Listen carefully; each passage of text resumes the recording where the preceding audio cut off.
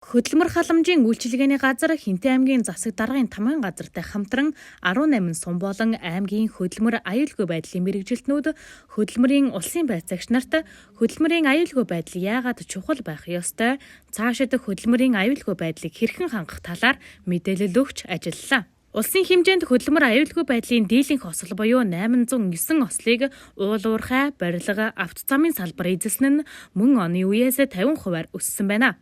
Тэгвэл ослын хувийг цаашид нэмэгдүүлэхийн тулд уг сургалт зөвлөгөөнийг зохион байгуулж, ослын хувийг бууруулахын тулд дор бүрнээ хөдөлмөр аюулгүй байдлаа хангаж ажиллах ёстойг хэлсэн байна.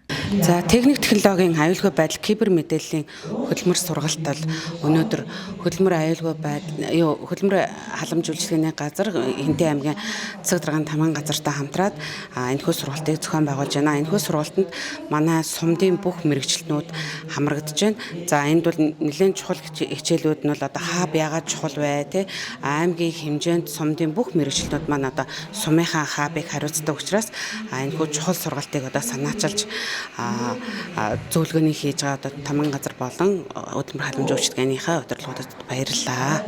Энэхүү сургалтаар бол одоо мэдээллийн аюулгүй байдалтай одоо мэдээлэл технологи яаж хөгжөөд байгаа лээ энэ хөгжлийн үед одоо яаж өөрсдийгөө мэдээлэл технологийн аюулгүй байдлыг хангаж одоо өөрсдийн хувь хүн болоод байгууллагынхаа мэдээллийн аюулгүй байдлыг хэрхэн хангаж ажиллах вэ гэдэг талаар маш чухал сонирхолтой сүүлийн үеийн шинэлэг юм сургалт болж байна гэж үзэж байна. За ерөнхийдөө бүх сумдын мэргэжилтнүүд мөн аймгийн бодлогын мэргэжилтнүүд хөдөлмөрийн хэлтсийн мэргэжилтнүүд хөдөлмөрийн улсын байцаагч нар маань бас ингээд хамрагдаж байгаа энэ сургалтанд. Энэ нь бол улсын хэмжээнд энэ жид хөдөлмөрийн аюулгүй байдлын тайлан дээр 2024 оны тайлан дээр бол одоо дийлэнх ослыг бол уул уурхай, хоёрдугаарт нь барилга, гуравдугаарт нь одоо автозамын салбарт одоо улсын хэмжээнд нийтдээ 809 осол одоо 2024 оны байдлаар гарсан. Тэгэхээр энэ маань өмнөх оноосоо бол одоо 50%-аар одоо өссөн юм тохиолдол байгаа. Энэтэйгээ холбогдлолтойгоор одоо сая уул уурхай хэмжээнд бичил урхаачдын зөвлөгөөнийг 2 удаа зохион байгуулсан аймгийн хэмжээнд Батнаруу суманд болон одоо Бэрхт зохион байгуулагдсан бичил урхаачтай одоо 2 талаас хөдөлмөрийн аюулгүй байдал бол эрүүл ахуйн бие даасан хуультай байдаг. Тэр дундаа ил болон далдуурхайд хөдөлмөр эрхэлж байгаа иргэн ажилтны амь нас, эрүүл мэндийг хамгаалах, эрүүл аюулгүй ажлын байрыг бий болгохоос гадна аливаа ажиллагаанд орох бүртээ өмнөө хүлээсэн хувь хүний аюулгүй байдал дүрм журмыг ажилтан өөрөө эрхэмлэж ажиллах ёстойг хэлж байлаа. Энд хабын аюулгүй байдал ямар чухал вэ талаар илтгэл тавьсан. Орон нутгийн хүмүүст аюулгүй ажиллагаа гэж юу гэдэг те энэ нь одоо яаж задардгийг ямар дүрм журм манай уурхаа дээр хэрэгжүүлээд ямар сургалтууд бас байдаг. Ямар эрсдэл үнэлгээ байдаг.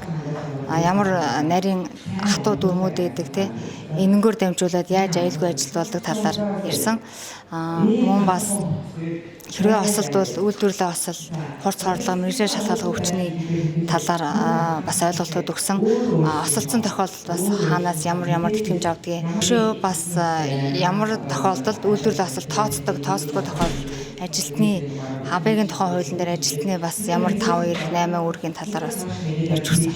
Олон төрлийн шалгах хуудас, эрсдэл үнэлгээний хэрэгслүүд байгаа. Жишээлбэл ухаан үнэлгээ тийм энгийн эрсдэл багтаа ажил дээр ухаан үнэлгээгээ бас мөн байн хийгддэг бичигдсэн журамтай ажил авах бол журмаа уншаад ажлаа хийнэ гэсэн. Тэн дээр бол ажлын дараалал ямар арга замаар яаж хийх вэ? Хяналттай аргыг ч гэсэн бичсэн байж байна. Хөдөлмөрийн аюулгүй байдал нь хөдөлмөрийн харилцааны нэг хэсэг байдаг. Тийм ч учраас энэ салбарын асуудал илүү стандарттай байх эрхтэйгээс гадна техникийн нөхцөл, эрүүл ахуйн зохицуулалт, олон дүрм журмыг байгууллага болон хувь хүн бүрэн дагаж мөрдөх шаардлагатай юм. Иймээс уг сургалтын үр дүнд сургалтад хамрагдсан иргэд ажлын байран дахь аюулгүй ажиллагааны зааварчилгааг бүрэн мөрдөх, ажилтан ажлын тусгай хувцас хэрэгслийг иж бүрэн өмсөх талаар мэдлэгтэй болж авсан байна.